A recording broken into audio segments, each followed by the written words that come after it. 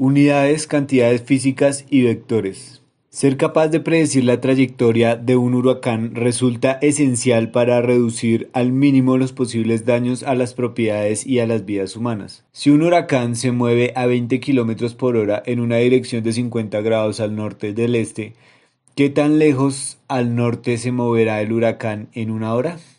El estudio de la física es importante porque es una de las ciencias fundamentales.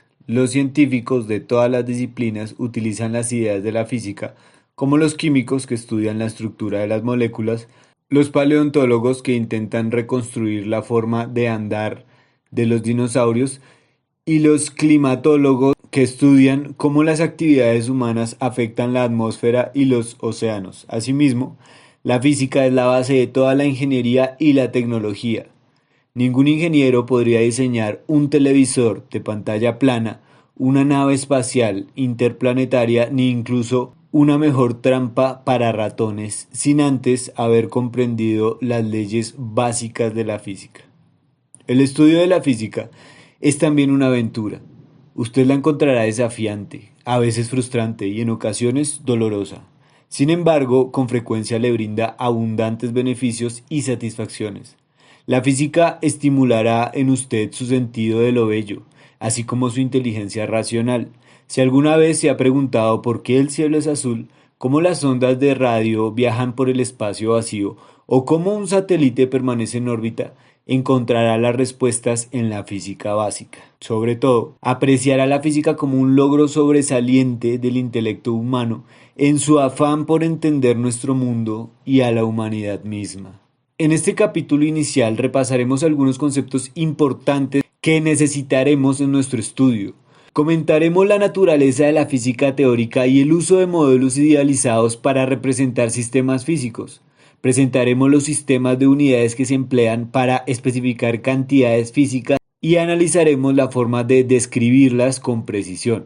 Estudiaremos ejemplos de problemas que no tienen o para los que no nos interesa obtener una respuesta exacta donde, no obstante, las aproximaciones son útiles e interesantes. Por último, examinaremos varios aspectos de los vectores y el álgebra vectorial que necesitaremos para describir y analizar cantidades físicas como velocidad, fuerza, que tienen dirección, además de magnitud. 1.1 La naturaleza de la física. La física es una ciencia experimental. Los físicos observan los fenómenos naturales e intentan encontrar los patrones y principios que los describen. Tales patrones se denominan teorías físicas o, si están muy establecidos y se usan ampliamente, leyes o principios físicos. Cuidado. El significado de la palabra teoría, es decir, una idea, es una teoría, no implica que se trate de una divagación o de un concepto no comprobado. Más bien, una teoría es una explicación de fenómenos naturales basada en observaciones y en los principios fundamentales aceptados. Un ejemplo es la establecida teoría de la evolución biológica, que es el resultado de extensas investigaciones y observaciones de varias generaciones de biólogos. El desarrollo de la física exige creatividad en cada etapa. El físico debe aprender a hacer las preguntas adecuadas, a diseñar experimentos para tratar de contestarlas y a deducir conclusiones apropiadas de los resultados. La figura 1.1 muestra dos famosas instalaciones experimentales. Cuenta la leyenda que Galileo Galilei dejó caer objetos ligeros y pesados desde una torre inclinada de Pisa para averiguar si sus velocidades de caída eran iguales o diferentes. Galileo sabía que solo la investigación experimental le daría la respuesta, examinando los resultados de sus experimentos, que en realidad fueron mucho más complejos de lo que cuenta la leyenda. Dio el salto inductivo al principio o teoría de que la aceleración de un cuerpo que cae es independientemente de su peso. El desarrollo de teorías físicas como la de Galileo siempre es un proceso bidireccional que comienza y termina con observaciones o experimentos. El camino para lograrlo es a menudo indirecto, con callejones sin salida, suposiciones erróneas y el abandono de teorías infructuosas en favor de otras más promisorias. La física no es una mera colección de hechos y principios, también es un proceso que nos lleva a los principios generales que describen el comportamiento del universo físico. Ninguna teoría se considera como la verdad final o definitiva. Siempre hay la posibilidad de nuevas observaciones que obliguen a modificarla o desecharla. En las teorías físicas es inherente que podamos demostrar su falsedad encontrando comportamientos que no sean congruentes con ellas, pero nunca probaremos que una teoría siempre es correcta. Volviendo con Galileo, supongamos que dejamos caer una pluma y una bala de un cañón, sin duda no caen a la misma velocidad. Esto significa que Galileo estuviera equivocado, sino que la teoría estaba incompleta. Si soltamos tales objetos en el vacío para eliminar los efectos del aire, sí caerán a la misma velocidad. La teoría de Galileo tiene un intervalo de validez, solo es válida para objetos cuyo peso es mucho mayor que la fuerza ejercida del aire, debido a su resistencia y a la flotabilidad del objeto. Los objetos, como las plumas y los paracaídas, equivalentemente, les salen del intervalo. Cualquier teoría física tiene un intervalo de validez, fuera del cual no es aplicable. A menudo, un nuevo avance de física extiende el intervalo de validez de un principio. Las leyes del movimiento y gravitación de Newton, extendiendo ampliamente medio siglo después el análisis de la caída de los cuerpos que hizo Galileo. ¿Cómo resolver problemas en física? En algún punto de sus estudios, casi en todos los estudiantes de física, aunque entienden conceptos, simplemente no pueden resolver los problemas. Sin embargo, la física, entender verdaderamente un concepto, un principio, es lo mismo que saber aplicarlo a diversos problemas prácticos. Aprender a resolver problemas es absolutamente indispensable. Es imposible saber física sin poder hacer física. ¿Cómo aprendemos a resolver problemas de física? En todos los capítulos de este libro usted encontrará estrategias para resolver problemas que sugieren técnicas para plantear y resolver problemas de forma eficiente y correcta. Después de cada estrategia para resolver, hay uno o más ejemplos resueltos que muestran esa técnica en acción. Las estrategias para resolver problemas también ayudan a evitar algunas técnicas incorrectas que quizá usted se sienta tentado a usar.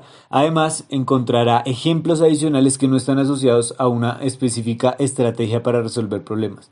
Recomendamos al lector estudiar detenidamente estas estrategias y ejemplos y resolver los ejemplos por su cuenta.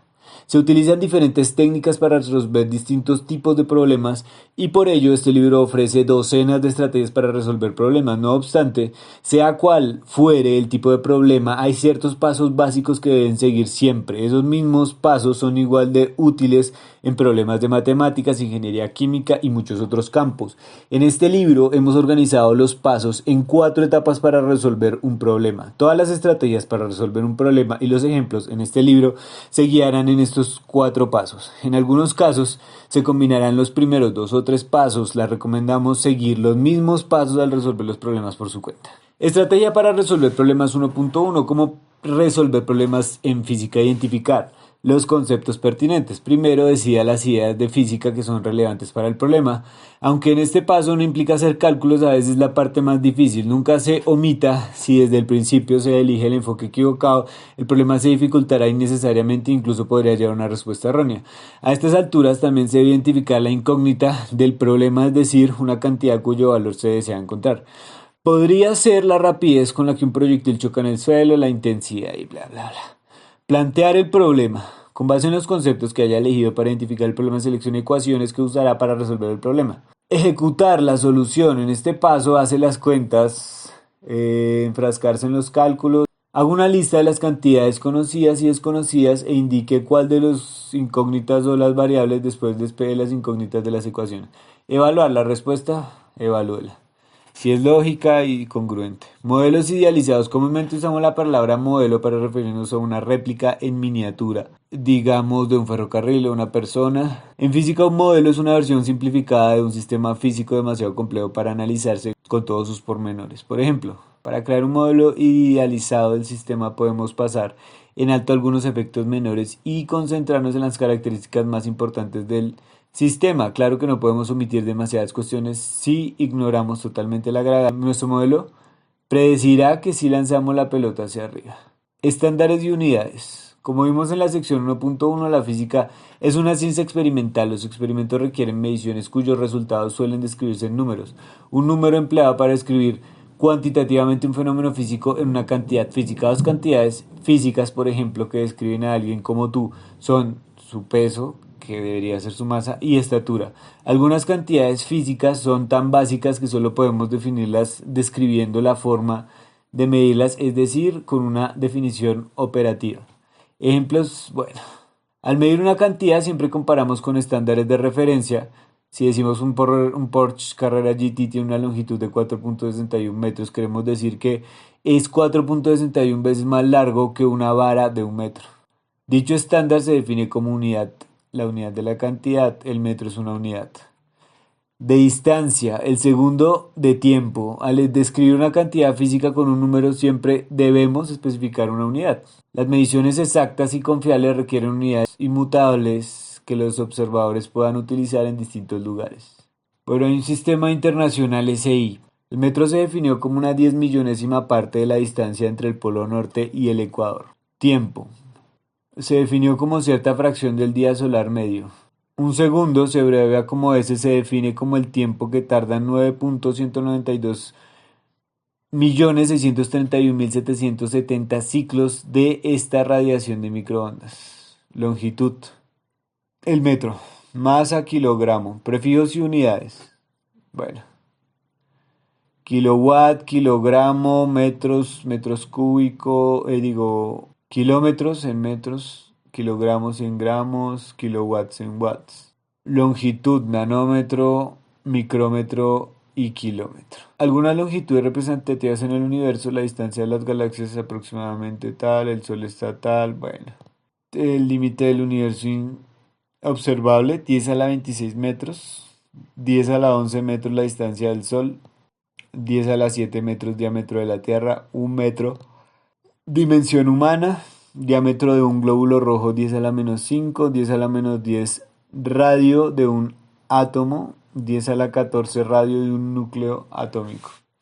Masa, microgramo, gramo, tiempo, nanosegundo, milisegundo, sistema británico, longitud y fuerza, pulgada y libra.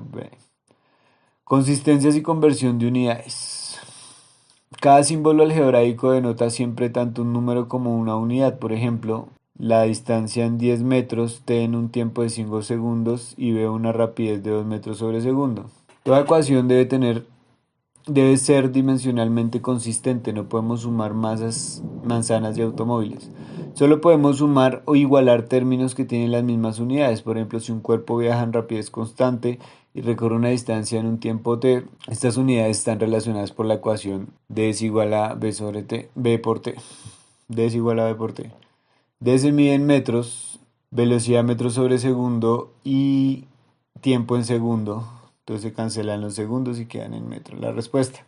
Cuidado, los cálculos, utilice siempre unidades. Estrategia para identificar, plantear, ejecutar, evaluar. Listo. Conversión de unidades de rapidez. Listo. Conversión de unidades de volumen. Listo. Incertidumbre y cifras significativas. Las mediciones siempre tienen incertidumbre. Si medimos el espesor de la portada de este libro con una regla común, la medición solo será confiable al milímetro más cercano y el resultado será de 1 milímetro. Sería erróneo dar este resultado como 1.00 milímetros dadas las limitaciones del instrumento de medición. Solo se sabría si el espesor real de 1.00 milímetros o 0.85, pero si se usa un micrómetro se mide distancias de forma confiable al 0.01 milímetros más cercano. El resultado será 0.75 milímetros. La distinción entre estas dos mediciones radica en la incertidumbre. La medida del micrómetro tiene menor incertidumbre y es más exacta. La incertidumbre, también llamada error, porque indica la máxima diferencia probable entre el valor medio y la real. La incertidumbre o el error es un valor medio dependiente de la técnica empleada. A menudo indicamos la exactitud de un valor por medio, es decir, tanto creemos que se acerca al valor real, escribiendo el número del símbolo más o menos y un segundo número que indica la incertidumbre de la medición. Si el diámetro es una varilla de cero, se da como 56.47 más o menos 0.02 milímetros. Esto implica que es poco probable que el valor real sea menor de 56.45 mayor de 56.49. En una notación abreviada es uso común el número 1.6454 entre paréntesis 21 significa 1.6454 más o menos 0.0021. Los números, ok, entonces, el número 1.6554 entre paréntesis 21 significa 1.6454, el número normal, más o menos el paréntesis 21, significa que 21 después del punto y después de las cifras que las cifras que se hayan expresado del punto.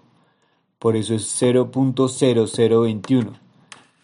Está entre paréntesis 21, pero eso es la medida mínima dentro de esa medida que me está dando, que es 1.6454. Lógicamente, si es mínima, tiene que ir después del punto y tiene que ir al límite del número, por eso es 0.0021. Los números entre paréntesis indican la incertidumbre de los dígitos finales del número principal. También podemos expresar la exactitud en términos de error fraccionario o error de aproximación. Máximo probable, también llamado incertidumbre fraccionaria o porcentaje de incertidumbre. Un resistor rotulado como 47 ohmios más o menos 10% probablemente tiene una resistencia real que difiere de 47 ohmios en menos el 10% de 47, esto es unos 5 ohmios. Es probable que la resistencia esté entre 42 y 52 ohmios. En el caso del diámetro de la varilla antes citada, el error fraccionario de 0.02 milímetros sobre 56.47 milímetros, que es aproximadamente 0.0004, el error de aproximación es de 0.0004 por el 100% o bien de 0.04%. Incluso errores de aproximación muy pequeños llegan a ser muy significativos. ¿Qué significa esto? El error fraccionario de 0,02 milímetros sobre 56.47 milímetros. Entonces ahí alguien dijo 56.47 milímetros más o menos 0.02 milímetros.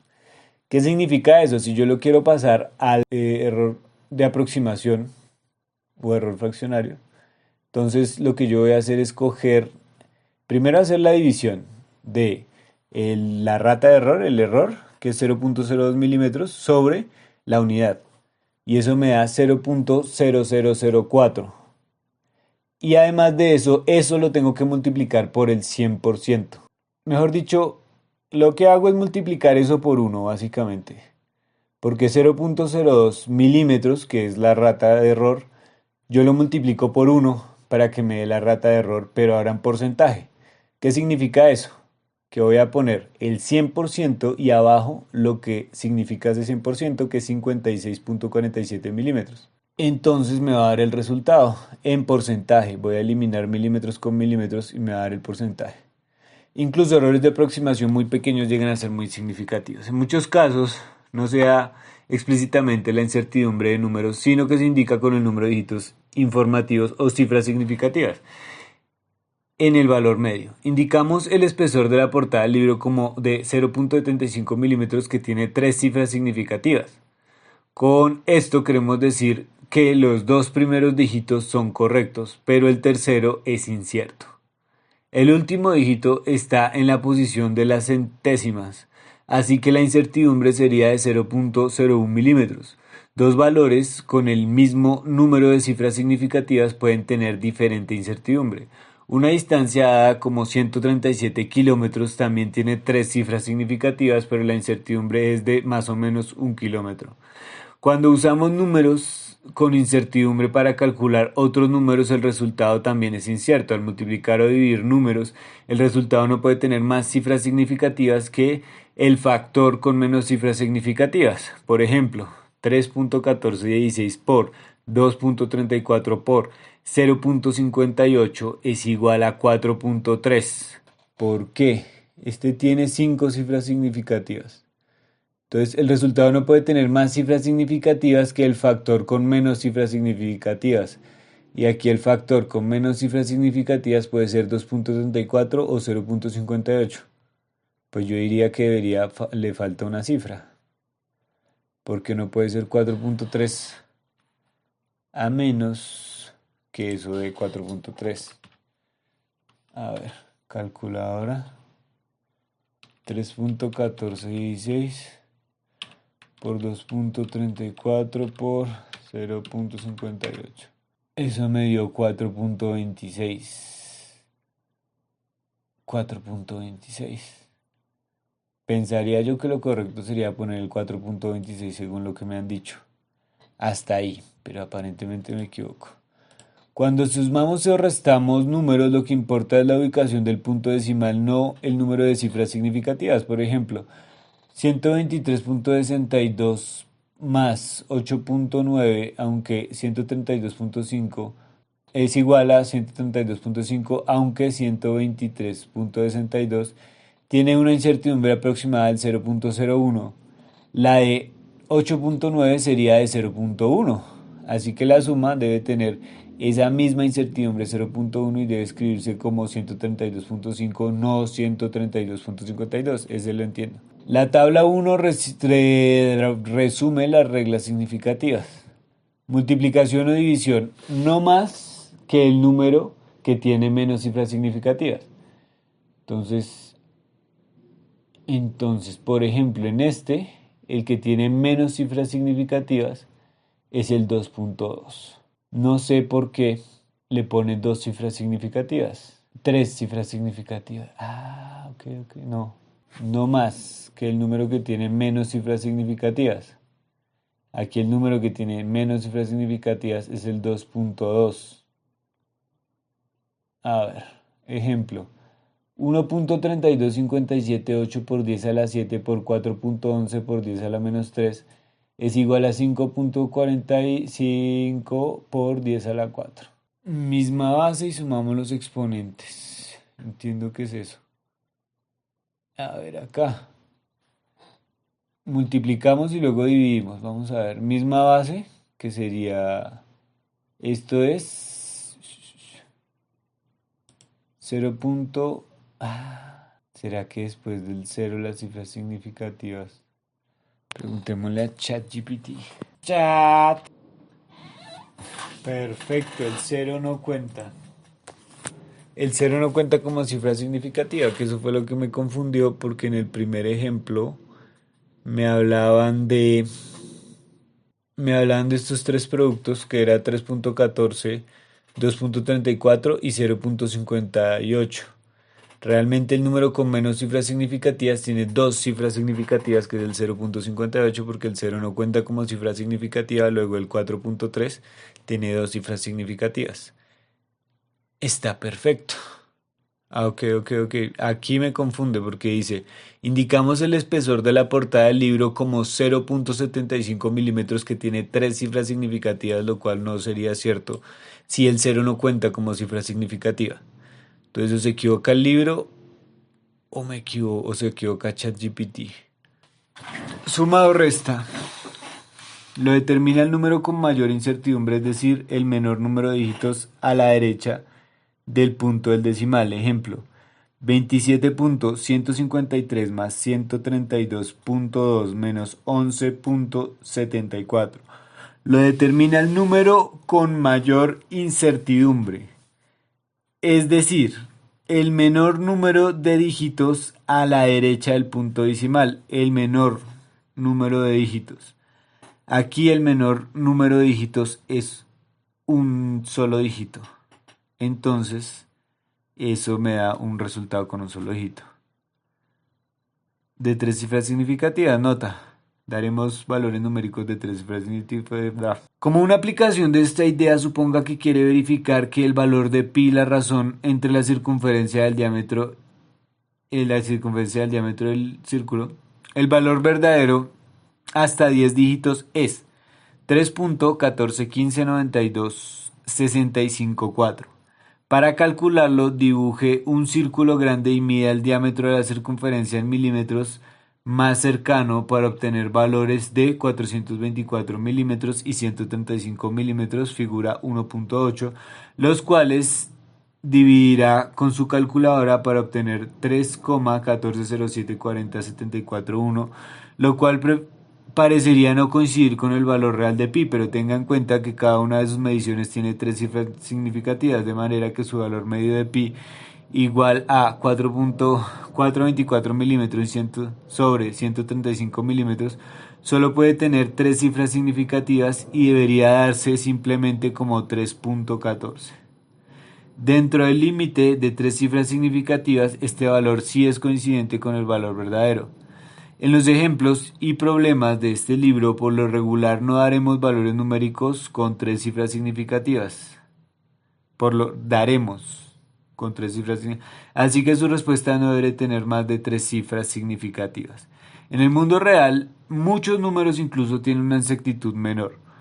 Un velocímetro de automóvil, por ejemplo, únicamente suele indicar dos cifras significativas. Podemos hacer operaciones con una calculadora que muestran 10 dígitos, pero dar una respuesta a 10 dígitos no solo sería innecesario, sino aún erróneo, porque falsea la exactitud del resultado. Siempre redondee una respuesta final conservando solo el número de cifras significativas, o si hay duda, al calcular números muy grandes o muy pequeños es muy fácil indicar las cifras significativas usando la notación científica también llamada notación de potencia de 10. La distancia de la Tierra a la Luna es aproximadamente 384.000 metros. Esta es la forma del número, no da idea de cuántas cifras significativas tiene. En vez de ello, movemos el punto decimal 8 lugares a la izquierda, que equivale a dividir entre 10 a la 8 y multiplicamos por 10 a la 8. Es decir, ok, perfecto.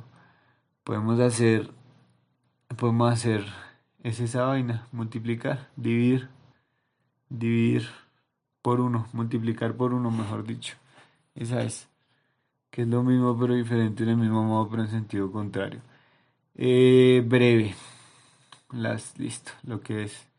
Cifras significativas al multiplicar. Estimación y órdenes de magnitud.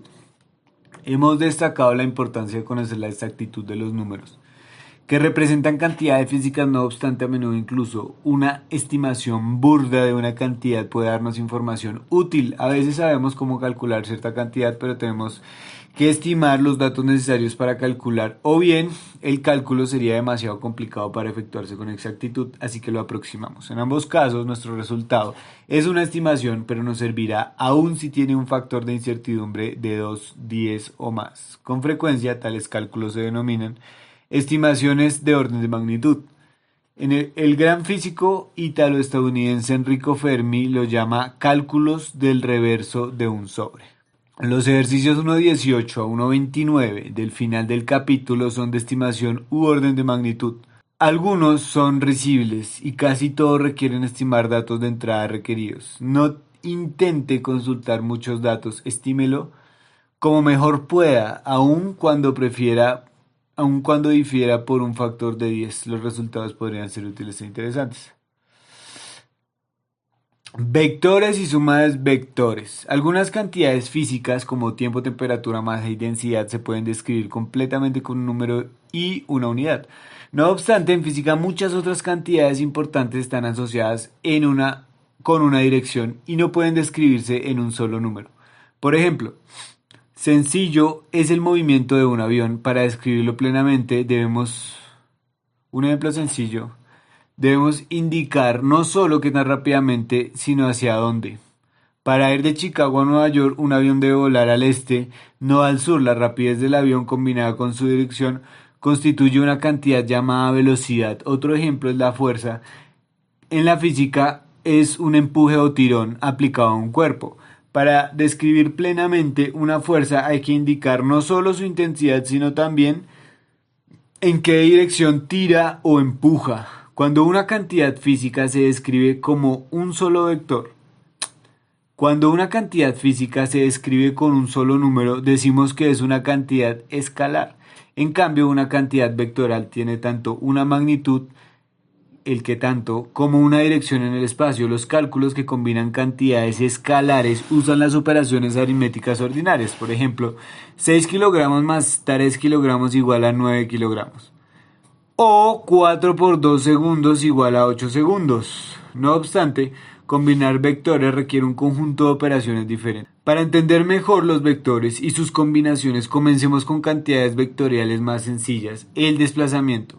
que es simplemente un cambio en la posición de un punto. Un punto podría representar una partícula o cuerpo pequeño. En la figura 1.9a representamos el cambio de posición del punto P1 al punto P2 con una línea que va del punto P1 a P2, con una flecha, la flecha en P2,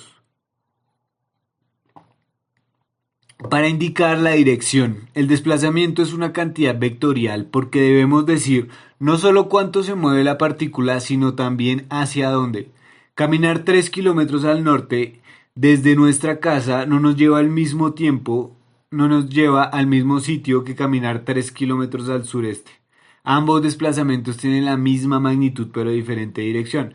Frecuentemente representamos una cantidad vectorial como el desplazamiento con una sola letra A. En la figura 1.9a en este libro siempre simbolizaremos los vectores con letras negritas y cursivas con una flecha arriba. Como recordatorio de que las cantidades vectoriales tienen propiedades diferentes que las cantidades escalares, las flechas nos recuerda que los vectores tienen dirección. Los símbolos manuscritos de los vectores suelen subrayarse o escribirse con una flecha arriba. Siempre escriba los símbolos vectoriales con una flecha arriba. Si no distingue entre cantidades vectoriales y escalares su notación, probablemente tampoco lo hará en su mente y se confundirá. Al dibujar un vector siempre trazaremos una línea con la punta de la flecha. La longitud de la línea indica la magnitud del vector y su dirección es la del vector. El desplazamiento siempre es un segmento recto dirigido al punto inicial, del punto inicial al punto final. Aunque la trayectoria real seguida por la partícula sea curva, en la figura 1.9 la partícula sigue el camino curvo de P1 a P2, pero el desplazamiento sigue siendo el vector A. Observe que el desplazamiento no se relaciona directamente con la distancia total recorrida. Si la partícula siguiera a P2 y volviera a P1, el desplazamiento total sería cero. Si dos vectores tienen la misma dirección, son paralelos si tienen la misma magnitud y la misma dirección son iguales. Sea cual fuere su ubicación en el espacio, el vector A1 de P3 a P4 en la figura 1.10 tiene la misma longitud y dirección que el vector A de P1 a P2. Ambos desplazamientos son iguales. Aunque parten de puntos distintos, escribimos esto como A' igual a A. Ok. En la figura 1.10 usamos un signo de igualdad en negrita para resaltar la igualdad de dos cantidades vectoriales. No es lo mismo que la igualdad de dos cantidades escalares. Dos vectores solo son iguales y tienen la misma magnitud y sentido y dirección. Sin embargo, el vector B de la figura no es igual a A porque su dirección es opuesta. Definimos negativo de un vector como un vector con la misma magnitud que el original pero con la dirección opuesta. El negativo de A se denota con menos A y usamos el signo menos en negrita para destacar la índole vectorial de las cantidades. Si A es 87 metros al sur, entonces menos A es al norte. Así la relación entre A y B, la figura puede escribirse como A igual a menos B o B igual a menos A. Si los dos vectores tienen direcciones opuestas, sean magnitudes iguales o no, decimos que son antiparalelos. Qué chévere. Antiparalelos. Si dos vectores A y B tienen direcciones opuestas, sean sus magnitudes iguales o no, decimos que son antiparalelos.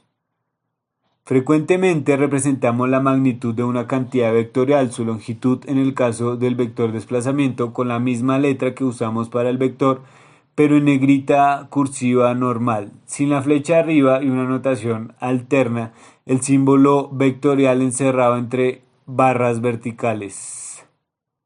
Frecuentemente representamos la magnitud de una cantidad vectorial, su longitud, en este caso de un vector de desplazamiento, con la misma letra que usamos para el vector, pero en cursiva normal, sin la flecha arriba. Una notación alterna es el símbolo vectorial encerrado entre barras verticales. Cuando se habla solo de la magnitud de A, pues va a ser igual a A sin el vector. Por definición, la magnitud de las cantidades vectoriales es una cantidad escalar, un número, y siempre es positiva. Cabe señalar que también que un vector nunca puede ser igual a un escalar. porque son cantidades de tipo distinto. La expresión A igual a 6 es tan absurda como 2 naranjas, 3 manzanas o 6 libras, 7 kilómetros. Al dibujar diagramas con vectores normalmente usamos una escala similar a la escala de los mapas. Por ejemplo, un desplazamiento de 5 kilómetros podría representarse con un vector de 1 centímetro en un diagrama y un desplazamiento de 10 kilómetros con un vector de 2 centímetros. En un diagrama de vectores la velocidad podríamos usar una escala para representar el vector de 1 centímetro como la velocidad cuya magnitud es de 5 metros por segundo. Entonces una velocidad de 20 metros sobre segundo representaría con un vector de 4 centímetros con la dirección adecuada. Ok, una velocidad de 20 metros sobre segundo. Ok, espere, podríamos una escala para representar un vector de 1 centímetro como una velocidad cuya magnitud es de 5 metros. Ok, entonces eso por segundo.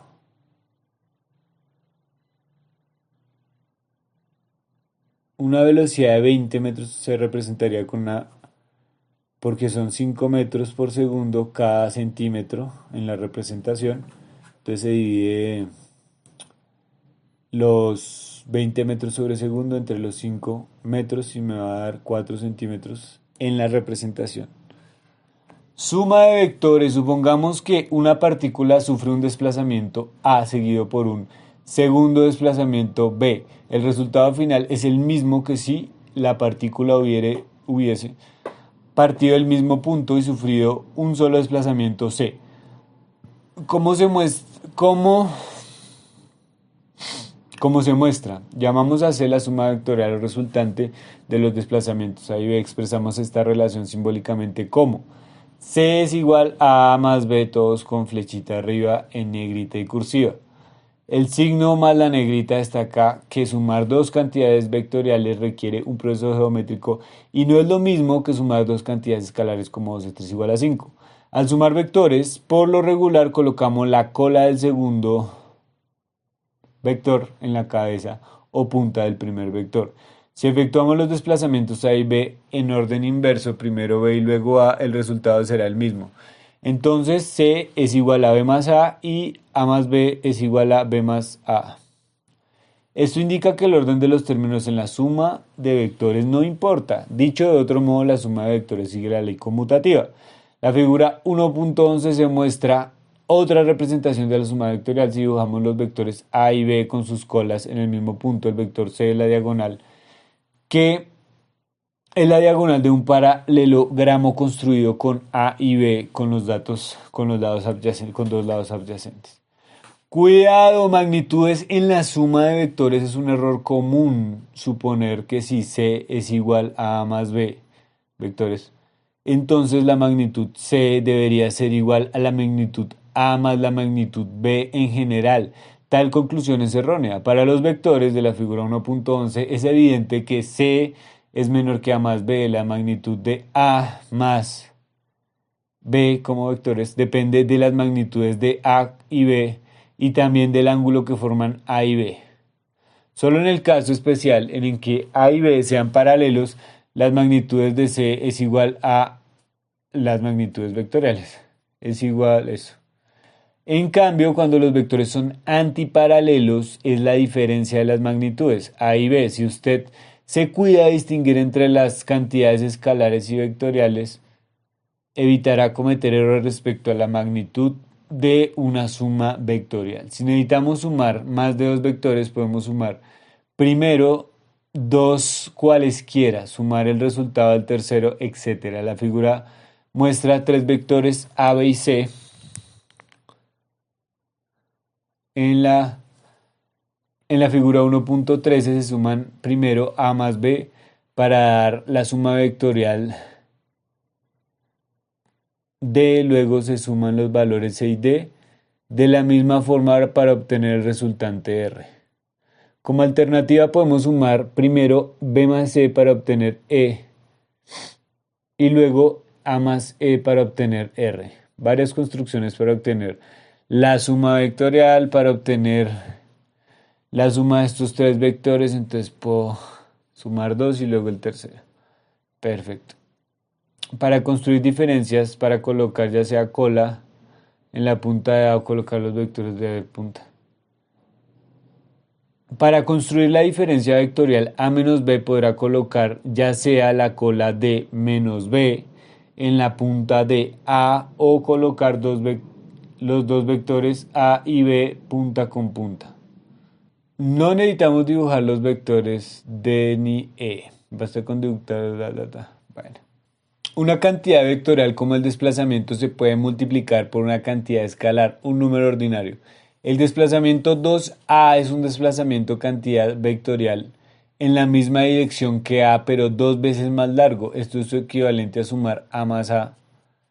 En general, cuando un vector A se multiplica por un escalar C, el resultado de CA tiene magnitud C, valor absoluto por A magnitud. El valor absoluto de C por la magnitud del vector A. Si C es positivo, CA es positivo. Tiene la misma dirección que A. Y si A es negativo, está en dirección opuesta. El escalar que multiplica el vector también puede ser una cantidad física como con unidades. Por ejemplo, es posible que el lector conozca la relación entre F, que es igual a m por A. La fuerza sobre un cuerpo es el producto de la masa, que es escalar, tiene una magnitud m, y la aceleración, que también es un vector. La dirección F es la misma que A por M. Es positiva, la magnitud F es igual a la masa. Ok. La unidad de la magnitud fuerza. Eso. Diagrama vectorial a escalar de un recorrido de esquí a campo traviesa. Desplazamiento resultante de un desplazamiento en una dirección y otra en otra. Perfecto. Ejecutar. Los vectores del diagrama forman un triángulo rectángulo. La distancia del punto breve. También se puede por cabeza-cola y si forman un ángulo recto se puede por Pitágoras. El ángulo se obtiene mediante la trigonometría simple. Se le saca tangente al ángulo resultante.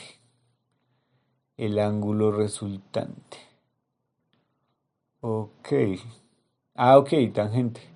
Es cateto puesto sobre hipotenusa y si se encontró la esta, pues se saca. Perfecto.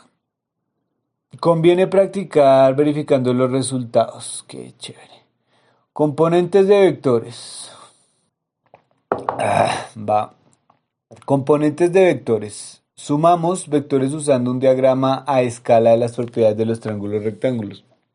Al medir un diagrama se obtiene solo una exactitud muy limitada y los cálculos con triángulos rectángulos funcionan únicamente cuando los dos vectores son perpendiculares. Necesitamos entonces un método sencillo, pero en general, para la suma de vectores, el método de componentes. Para definir las componentes de un vector A partimos de un sistema rectangular de ejes o coordenadas cartesiano.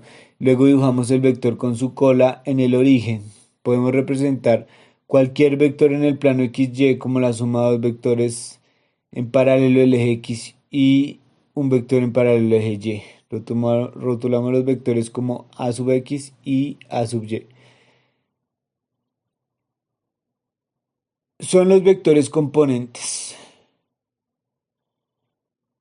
Y la suma vectorial de esos dos componentes sería el vector A.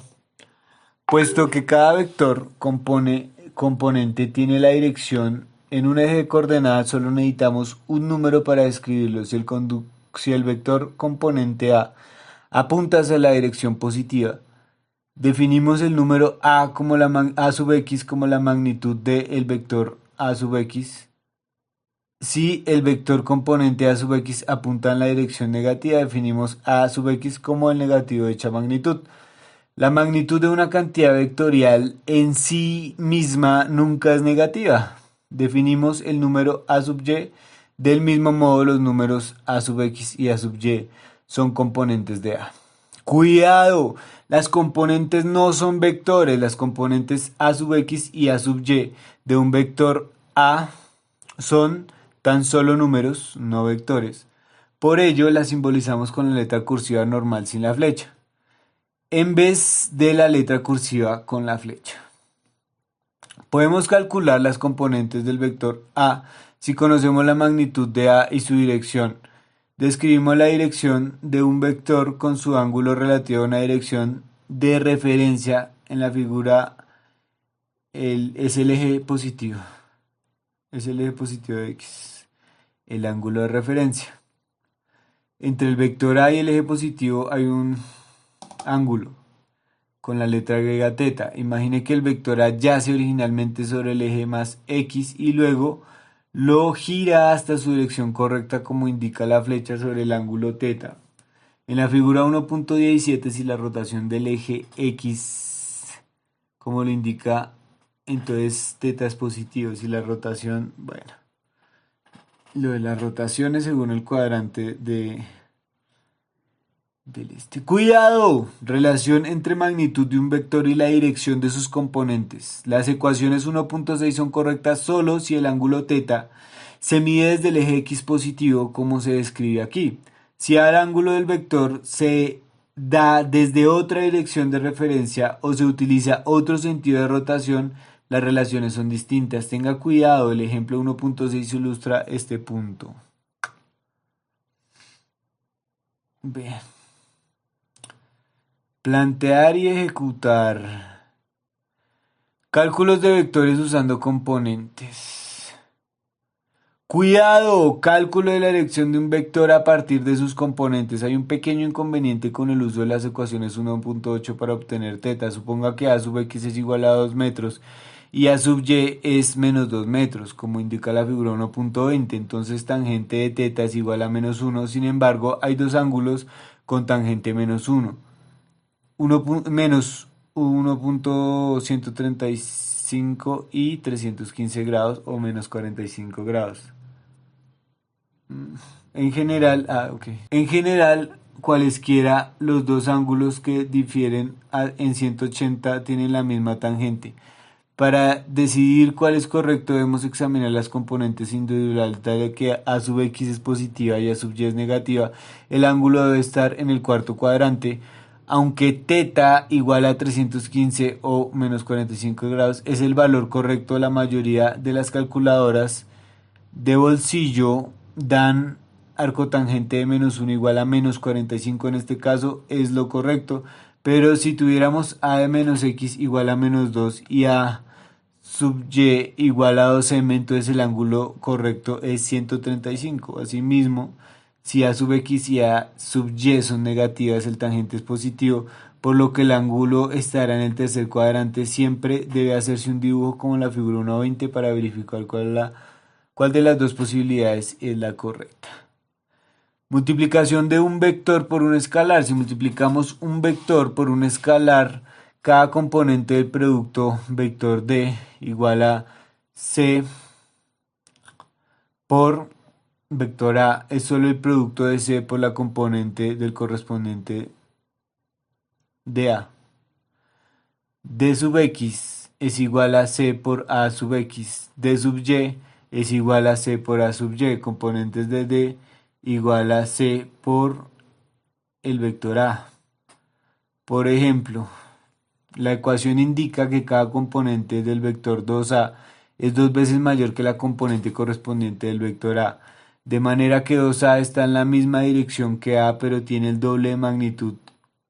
Cada componente del vector menos 3A es 3 veces mayor que el componente correspondiente del vector A, pero tiene un signo contrario, así que menos 3A vector está en la dirección opuesta de menos de A del vector A y tiene una magnitud 3 veces más grande, por lo que las ecuaciones son congruentes con nuestro estudio.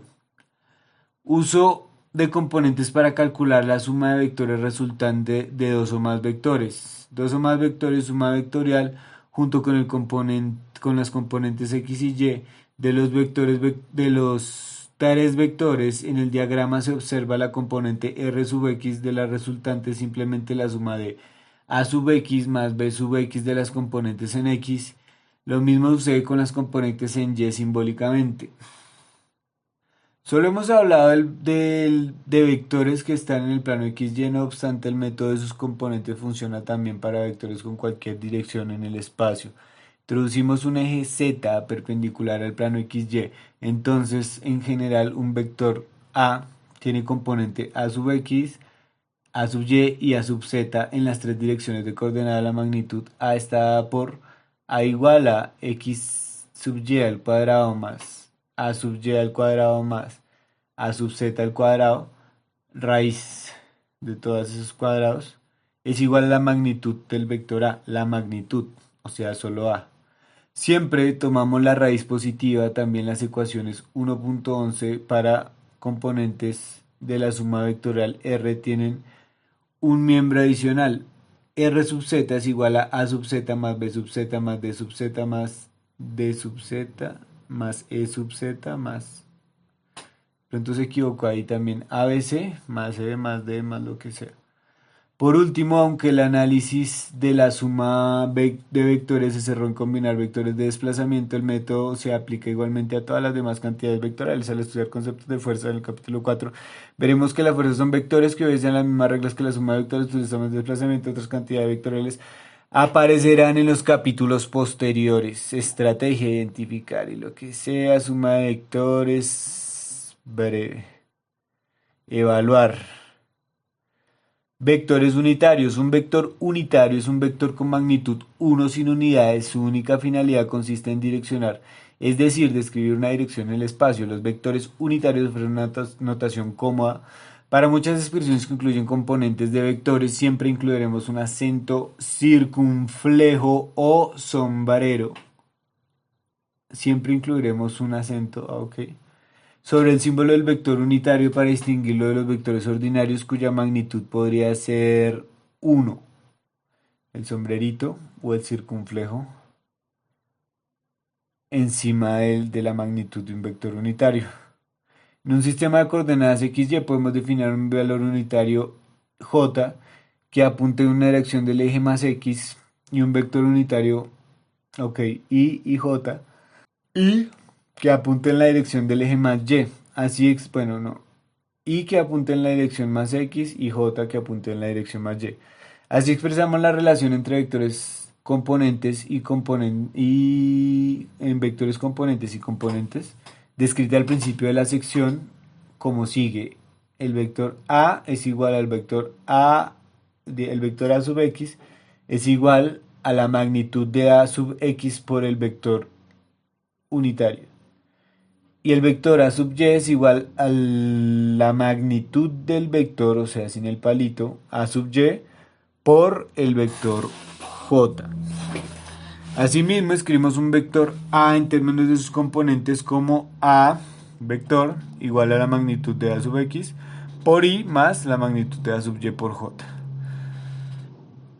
Las ecuaciones 1.3 y 14 son vectoriales. Cada término como A sub i es una cantidad vectorial. Los signos igual y más en negrita indican igualdad y suma de vectores. Cuando representamos dos vectores A y B en términos de sus componentes, podemos expresar una resultante R usando vectores unitarios como sigue. Vector A es igual a magnitud AX y más A sub Y por J. Y B pues sería lo mismo pero con B. R sería igual a más B. Entonces es sumar A sub X por I más A sub X por J más B sub X sub I más B sub Y en J, factor para componentes de A y B. Y eso va a ser igual, pues no hay multiplicación, entonces se suman. Bueno, eso va a ser igual a R sub X sub I más R sub Y sub J. Las ecuaciones replantean el contenido de las ecuaciones en forma de una sola ecuación vectorial en vez de dos ecuaciones de componentes. Si los vectoriales no están en el plano XY, necesitaremos una tercer componente introducidos en un tercer vector unitario K que apunte en la dirección del eje Z. Las ecuaciones resuelven entonces.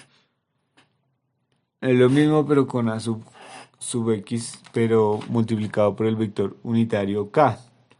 Y jk vectores unitarios. Y el resultado r sería r por el vector unitario i, r por el vector unitario j y r por el k. O sea, se suman básicamente los componentes de x aparte de los componentes de y aparte de los componentes de z. Uso de vectores unitarios y ahora sí producto de vectores. Hemos visto cómo la suma de vectores es consecuencia natural de combinar desplazamientos y sumaremos muchas otras cantidades vectoriales posteriormente. También podemos expresar muchas relaciones físicas en forma concisa utilizando el producto de vectores. Los vectores no son números ordinarios, así que no podemos aplicarles directamente la multiplicación ordinaria.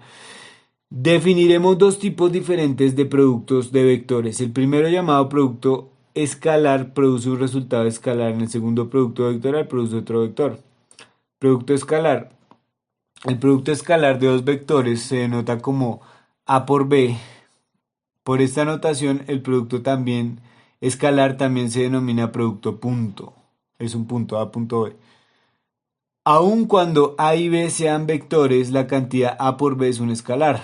Para definir el producto escalar A por B, dibujamos A y B con su cola en el mismo punto. El ángulo θ, el ángulo φ, puede tomar valores entre 0 y 180. La figura tal muestra la proyección del vector B sobre la dirección de A. Esta proyección es la componente de B paralela a A y es igual a B por coseno de φ. Podemos obtener componentes en cualquier dirección conveniente, no solo en los ejes X y Y. Definimos A.B como la magnitud de A multiplicada por la componente de B paralela a A, expresado por la ecuación A.B, AB coseno de θ, de φ es igual a magnitud de A por magnitud de B por el coseno de φ, definición del producto escalar punto. Ok, eso pasa también con la fuerza. Cuando la aceleración y el desplazamiento se expresan como vectores, es un producto punto lo que se hace y es el ángulo que hacen los dos cola con cola. Ok. A punto B puede ser positivo, negativo o cero dependiendo del ángulo de A y B. O sea que un producto puede ser igual a cero. Eso suena a fraccionarios. También podemos definir a punto B como la magnitud de B multiplicada por la componente de A paralela a B como en la figura tal. Queda B por A coseno de phi igual a A por B por coseno de phi, igual que en la ecuación. O sea, da igual multiplicar A por B que B por A. Bueno, si phi está entre 0 y 90, coseno de phi va a ser mayor que 0 si el producto escalar es positivo. Cuando phi está entre 90 y 180, coseno es menor a 0, la componente B paralela es negativa. También es negativo. A punto B también es negativo. Si uno de los dos es negativo, es negativo. El producto escalar de dos vectores perpendiculares siempre es 0.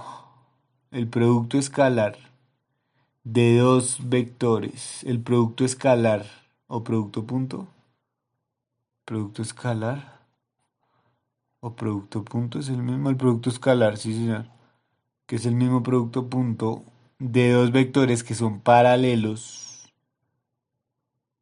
dos vectores perpendiculares, el producto punto de dos vectores perpendiculares siempre será cero. Para dos vectores A y B cualesquiera, AB coseno de θ igual a B por A coseno de θ, esto implica que A punto B es igual a B punto A. El producto escalar obedece la ley conmutativa de la multiplicación.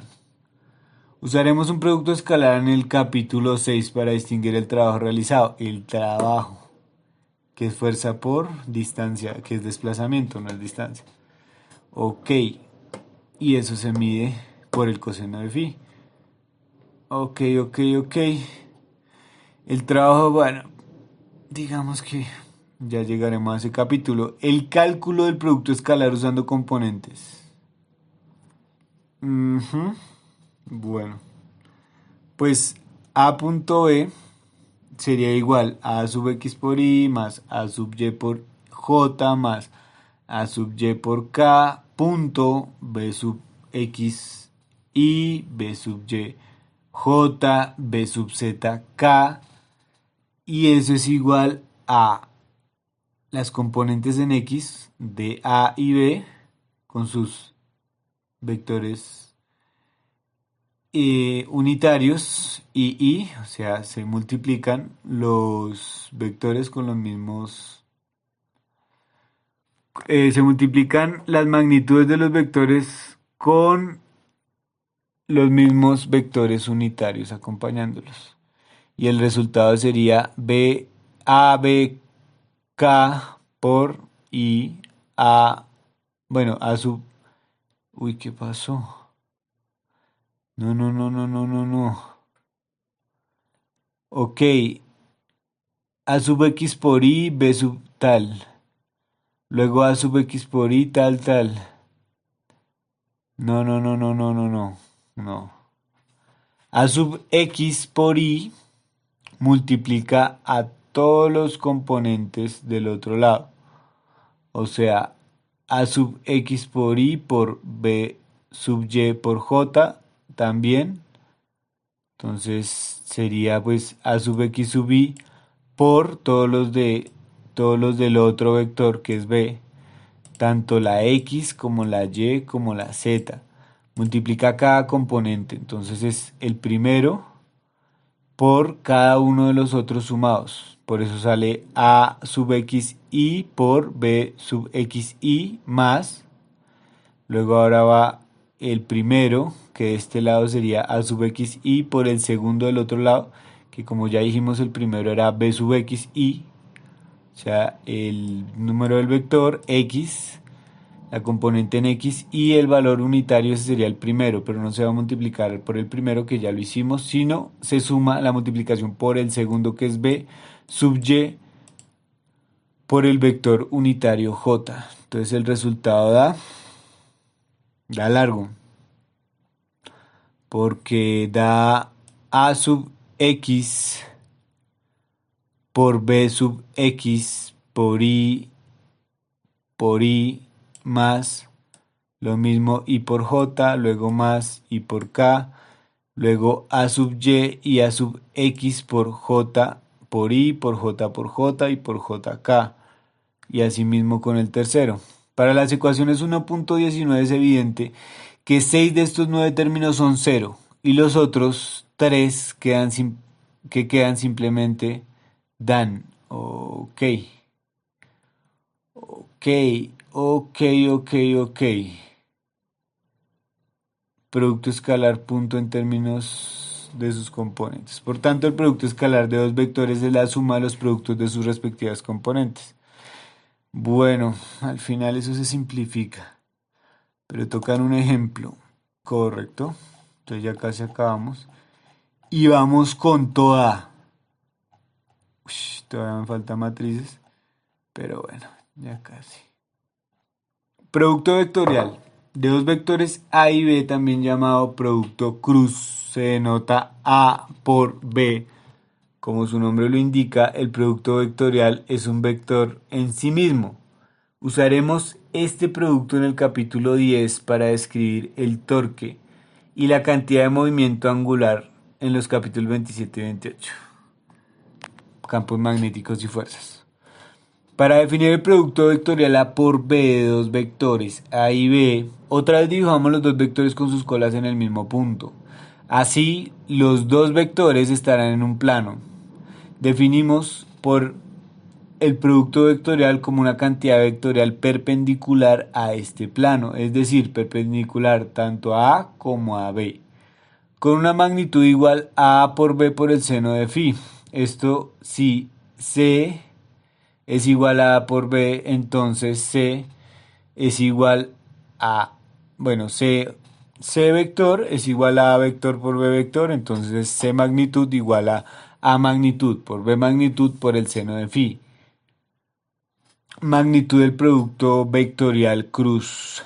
Medimos el ángulo phi de A hacia B tomando el más pequeño de los ángulos posibles de manera que phi esté entre 0 y 180. Por tanto, seno de phi mayor o igual a 0 y c en la ecuación nunca es negativo como puede ser en otra magnitud del vector. Observe también que cuando a y b son paralelos o antiparalelos, phi de 0 o de 180 y c sería igual a 0, porque el seno tanto de 180 como de 0 es 0, entonces el resultado sería 0. El producto vectorial en particular, el producto vectorial de un vector consigo mismo es 0. O sea, me imagino que producto cruz de A por B por A sería igual a 0. Cuidado, producto vectorial contra producto escalar. Tenga cuidado en no confundir la expresión A por B por seno de phi para la magnitud del producto vectorial A por B con la expresión similar A por B por coseno de phi para el producto escalar de A por B. Para saber la diferencia entre estas dos expresiones, suponga que variamos el ángulo entre A y B a la vez que mantenemos constantes sus magnitudes. Cuando A y B son paralelos, las magnitudes del producto vectorial será 0 y el producto escalar será con el máximo. Cuando A y B son perpendiculares, la magnitud del producto vectorial será máxima y el producto escalar será 0. Siempre hay dos direcciones perpendiculares en un plano dado, una a cada lado del plano. Elegimos la dirección de A por B como sigue. Imagine que gira el vector A sobre la línea perpendicular alineado con B, eligiendo el ángulo más pequeño entre A y B. Gire los dos dedos de su mano derecha sobre la perpendicular, con las puntas señalando en la dirección de la rotación. El pulgar señalará la dirección de A por B. Esta es la regla de la mano derecha, se ilustra en la figura 1.29, así también determinamos la dirección de B por A girando B hacia A como en la figura tal. El resultado del vector opuesto A por B, el producto vectorial no es conmutativo, de hecho para cualesquiera dos vectores A y B. El producto cruz o vectorial no es conmutativo, es diferente A por B que B por A. Pero A por B es igual a menos B por A. Ok. Como hicimos, producto vectorial no es conmutativo, de hecho para cualesquiera vector A y B, A por B es igual a menos B por A. No a B por A, sino se le cambia el signo al que se mueve para este lado. Como hicimos con el producto escalar, podemos interpretar la magnitud del vector tal seno de tal componente del vector perpendicular, el vector A y lo que quiera. Cálculo del producto vectorial usando componentes. Si conocemos las componentes A y B, podemos calcular las componentes del producto vectorial usando un procedimiento similar al producto escalar. Primero, deducimos la tabla multiplicando dos vectores unitarios J y JK, que son mutuamente perpendiculares. El producto cruz de cualquier vector consigo mismo es 0, así que I por I es igual a J por J, que es igual a K por K, igual a 0. El 0 en negrita nos recuerda que cada producto es un vector, cero, es decir, 1 con todas las componentes iguales a 0 en la dirección indefinida usando las ecuaciones tal. La regla de la mano derecha tenemos que I por J es igual a menos J por I igual a K. O sea que I por J es igual a K. Vea pues, I por J es igual a K. I por K, J por K es igual a I y K por I es igual a J. Puedes verificar las ecuaciones. Ahora expresamos A y B en sus componentes vectores unitarios.